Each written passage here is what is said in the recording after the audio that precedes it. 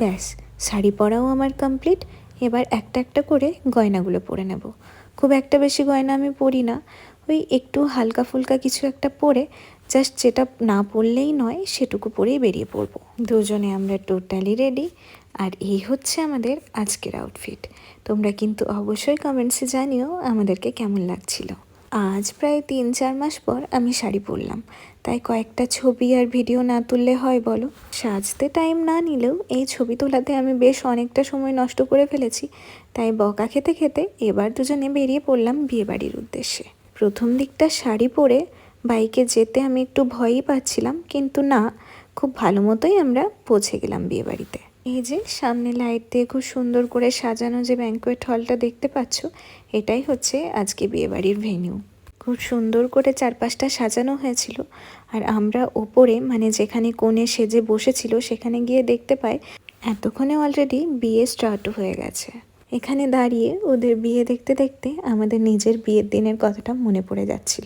আচ্ছা, তোমাদের তো বলাই হয়নি যে বিয়েটা কার।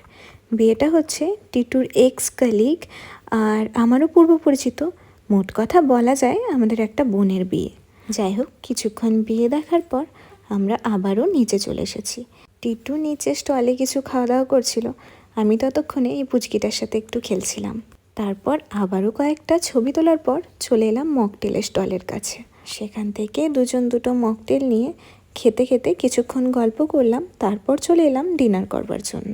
এতক্ষণে প্রায় অনেকটা রাত হয়ে গিয়েছে, মানে ওই 10:30 মতো বাজে।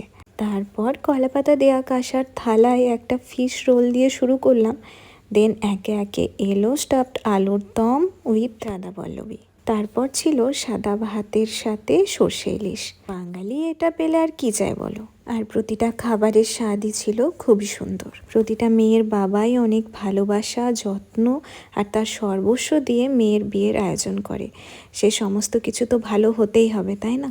নবদম্পতির জন্য থাকলো আমার অনেক অনেক শুভেচ্ছা। আচ্ছা, তারপরেই চলে এলো গরম গরম মাটন কষা। আর লাস্ট পাতে ছিল চাটনি, পাঁপড় আর 3 রকমের মিষ্টি। খাওয়া শেষ করে বাইরে বেরিয়ে বড় একটা জাম্বো সাইজের পান মুখে ভরে নিলাম। এবার ধরলাম বাড়ি ফেরার পথ। অলরেডি অনেক রাত হয়ে গিয়েছে। আজকের ব্লগটা তাহলে এখানেই শেষ করছি। দেখা হচ্ছে নতুন কোনো ব্লগে। টাটা।